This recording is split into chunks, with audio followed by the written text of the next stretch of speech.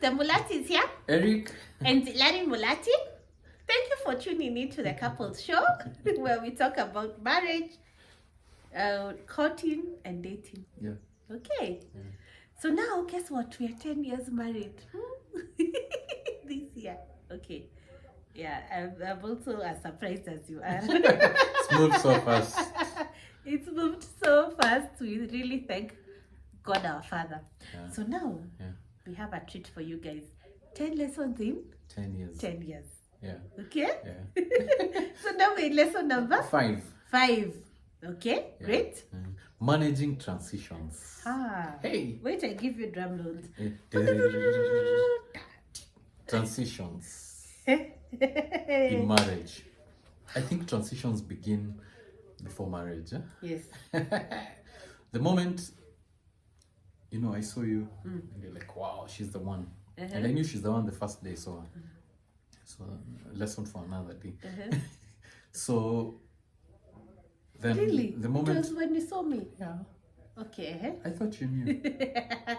Yeah, it's good to be reminded. Yeah. So then now you start dating, then transitions begin. You propose, begin the process for honoring your parents, to get married. Then now you're in the wedding process, and then you get married, and then children come, different, how you used to earn, the different levels of income, it increases, it goes down, you change where you're living, children come, they change your life, different things happen. Sometimes, there is bereavement, you lose an auntie, a parent, a brother, sister, different things happen, and you still have to stay married. You have to stay faithful. You have conflict in marriage. Many things happen, and so how do you manage transitions? How do you stay faithful? How do you, at the end of 10 years, 20 years, 50 years, 60 years, for those who've been married that long, how do you come out with a good report? Yes. Yeah. Yes, and that reminds me of that verse that says, this Paul, he was saying, I have fought the good fight. I have finished the race. I have. Now I have in store for me. This is usually the third one. Yes, you can go on. I think I have stayed. Yeah. Okay, I have honestly forgotten. But the idea is, how, as you're saying, how do you stay the course? How do you finish well? How do you have a good report? How do you have a good attitude, sincerely, with all these many things that are happening in your life? How do you just keep your head up, keep your head high? I remember our pal Lex telling us that keep your head, is it up or high? Keep your head up. Keep your head up. How do you keep your head up? And there's just so much happening. There's so many things happening. So how do you effectively manage transitions? And when we're managing transitions, and something you like to remind me, there are 3 key things that you really need to manage. Okay? Which are? Number 1, you need to manage your relationships. So when you're in relationships here, there's your marriage, there's your children, there's your siblings, there's your relationship with God. So relationships, when transitions happen, you need to manage relationships. Another thing, when transitions happen, you need to manage your emotions. Yeah, because you could be all over the place. How do you manage emotions? The reason I'm laughing is because I'm a culprit of that one. The third thing you need to manage during transition is your assignment or your purpose. Wow. Also a culprit. You should never lose it. You should never stop. You can pause but get back to it quickly. We had paused doing these videos, but we've gotten back quickly.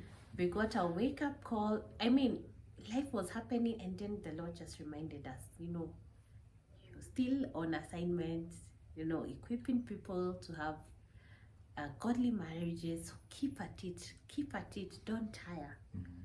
Okay. Yeah.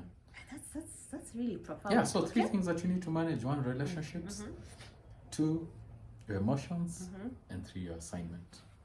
Okay. Yeah. And so, Zilani, please share very practically a transition and how you managed it. Oh wow. Okay. I think we have many. The one that Comes to heart now. comes to heart now is the transition of now our second born. That was a major transition. You know, just having a baby, it's usually a lot. So how we handled each one. What was the transition? The transition now is we have a newborn.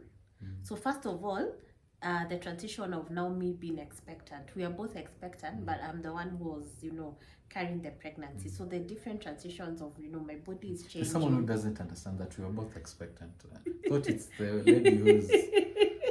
No, you say that. You're pregnant, but you're both expectant. Yeah. Because you're waiting. Yeah.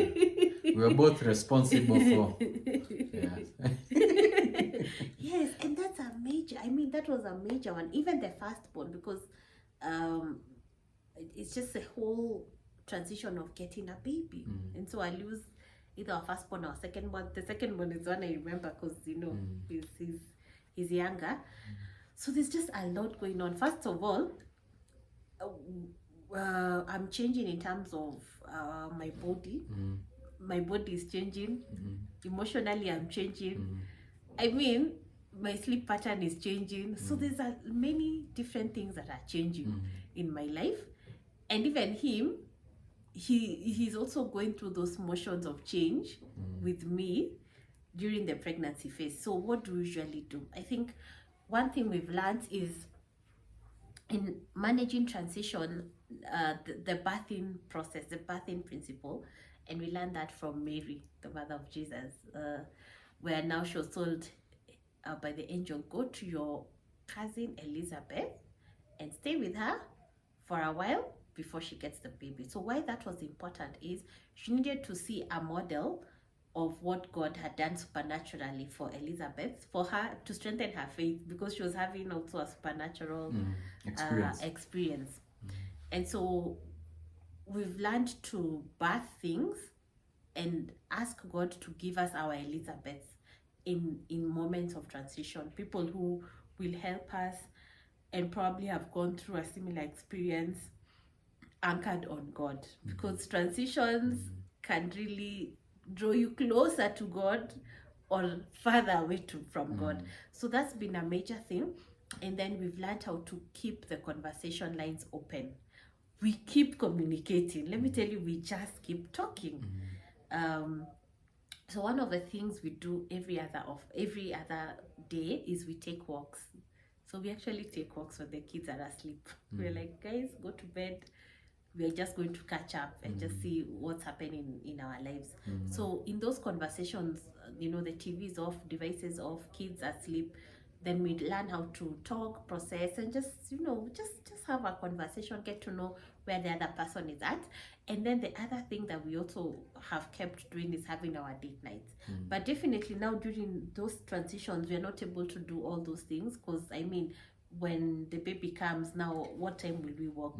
So then we now recalibrate and now be intentional to do the things that are important, like talking. What else? Yeah, so prayer, reading the word, prayer, listening to worship, praise and worship.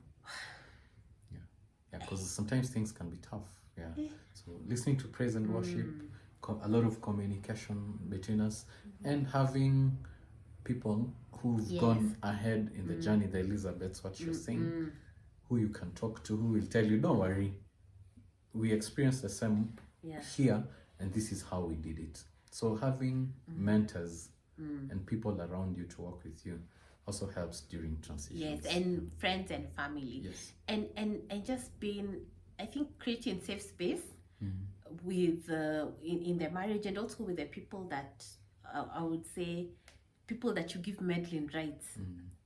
So I remember, let me share this one. So when we had our second born and there was just a lot going on, I was just like, oh, look at my hair, I need to do my hair. And so I called someone home to come do my hair. And I was like, oh, phew, at least my hair is done. I was very happy. I was like, at least I have fed the child. I have, slept. Just the whole motions. And I even have a bonus of making my hair. I was so excited. Then hubby came home and then he looked at my hair and he said, oh my God.